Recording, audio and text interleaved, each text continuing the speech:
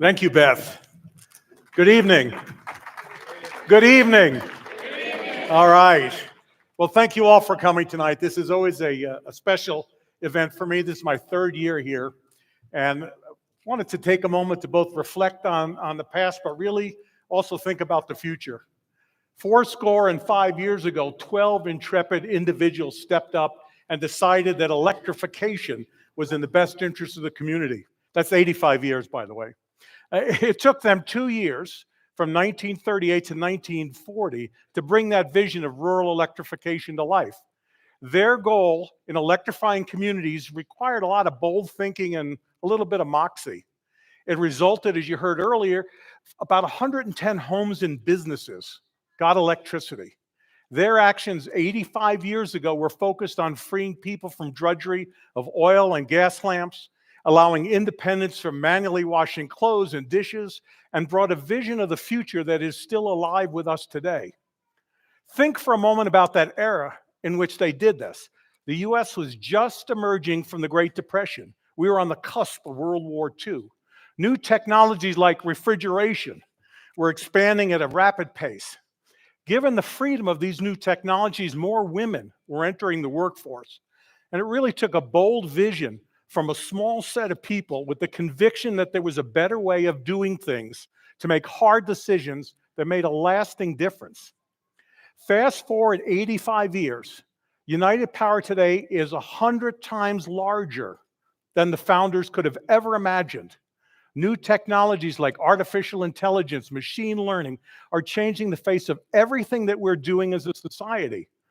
Our growth at United Power is driven across all the sectors. And by the way, the majority of the senior leadership at United Power happen to be women.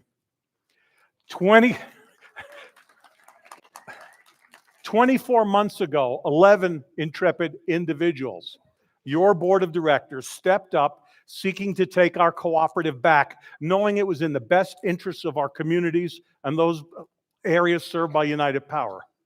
We tried unsuccessfully for more than 5 years to seek a different relationship with our power supplier. For 2 years, we were forced to advocate in front of a federal regulator, the Federal Energy Regulatory Commission, known as FERC, to support our efforts to seek a different power supply, untethered to an organization that was not operating at all times in the best interest of our members. The belief of the board, like the founders of United Power, is bringing a different vision for the future that we're expanding upon every day. The move to become an independent entity once again has several critical touchstones and drivers. And these decisions don't come easily. First and foremost is the need for United Power to manage its own destiny, and that is clearly focused on local control of our generation and our assets.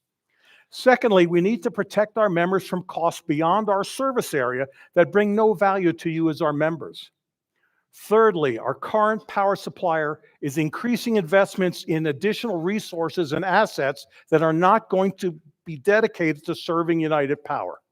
We do not want to continue to pay a disproportionately huge burden of those costs. Fourth, we want to be able to directly manage costs without subsidizing others. Fifth, we want to incentivize generation and storage within our own communities in order to increase reliability, but also to increase additional tax revenues that support things like our schools.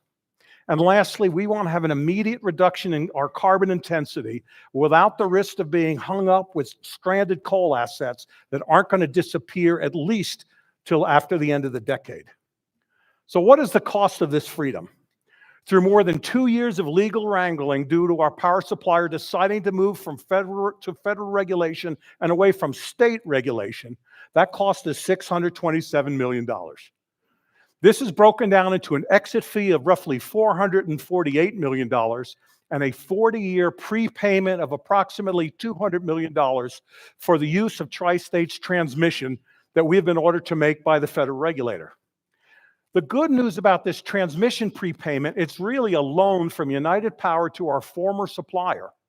Our members will earn interest on that prepayment to the tune of more than $250 million. And it's for transmission service we have to buy anyway. This is clearly a lot of money, but I also want to put this all in perspective. As part of a settlement we reached in 2023 in court between United Power and our power supplier, we've obtained 20 years of low-cost federal hydropower, which is valued at nearly $240 million. United Power has also decided to repurchase our distribution and transmission assets that serve us. And these are important because we will now own and control these assets. These are really important pieces of our story going forward to become an independent distribution system operator focusing on your needs as members. And most importantly, we will be freed from the hook of paying for things that do not benefit you directly. We don't want to be hung up on debts and obligations where we have no management control, and so we can really focus on our goal of stabilizing and lowering rates. The key question, of course, is what is this going to do for bills? And I will tell you right up front, there's going to be a small increase to pay for our freedom. We understand how this is challenging for some and going to work on programs to minimize the impact as we can. I will tell you, I've been in this business 30 years and raising rates is never pleasant, but we are committed to a clear focus on rate stabilization and potential answers for lowering rates over time. The resolution of the issue with our power supplier is really the end of the beginning for United Power because we've got an exciting and bold vision for the future. This was outlined 3 years ago in our cooperative roadmap, and that's our guiding strategy document that we look at every single day. The roadmap envisioned a new power supplier, the move into power markets, increasing levels of energy storage, and continuing United Power's industry-leading technological innovation. I came here 3 years ago, and there were three main considerations when I made the move.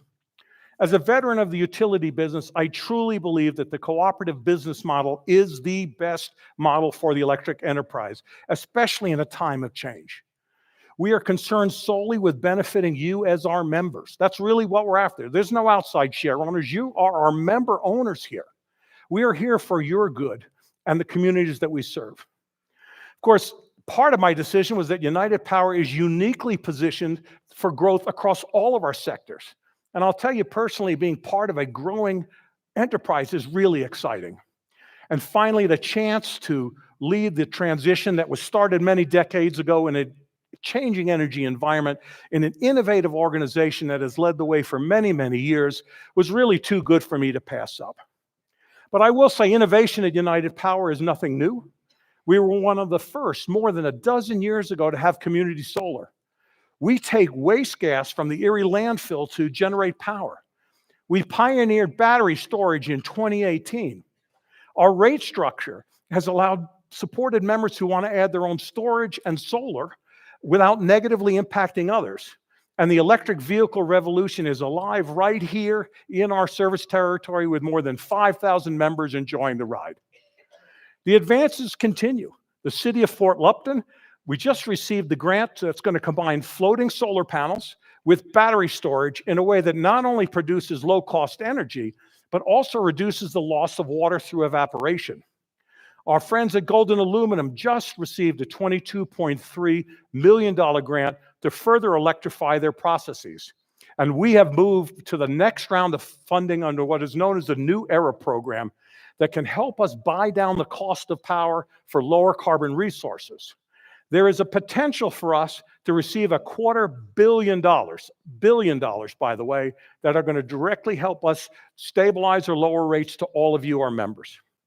We're going to be reaching out, by the way, to our members and our community organizations to make sure we establish a framework that ensures our communities would benefit from this new era funding. We're also right now partnering with our oil and gas companies across our footprint to help electrify fields that will not only lower cost and reduce carbon, but also help on methane emissions. Our strategy of hyperlocalization will have nearly 115 megawatts of batteries within United Power's footprint. And the list goes on. We're really excited that BNSF Railway has decided United Power service territory is where they want to relocate for its newest $100 million all-electric multimodal center. Amprius Batteries has chosen to be in our service territory. VTK Solar and dozens of others are here in our footprint. What does it mean for all of us? What does it mean for the future? Being an independent entity, we get to pick the right generating resources for our members. We get to electrify the membership, not being constrained by a choke collar, which prevented us from getting more than 5% power from other places. We're no longer going to be expected to pay for things that do not benefit you as our members. Something as simple as moving from an 8-hour peak window to the more rational and logical 4-hour is now going to be under our control in 13 days. And most importantly, we can focus on only doing what is right for our members. There is a cost of freedom for United Power, but operating as an independent entity is priceless. Bold thinking and a bit of moxie are making this happen. I'm particularly proud of the women and men of United Power, and I'm honored to work for them and you, our members, every single day.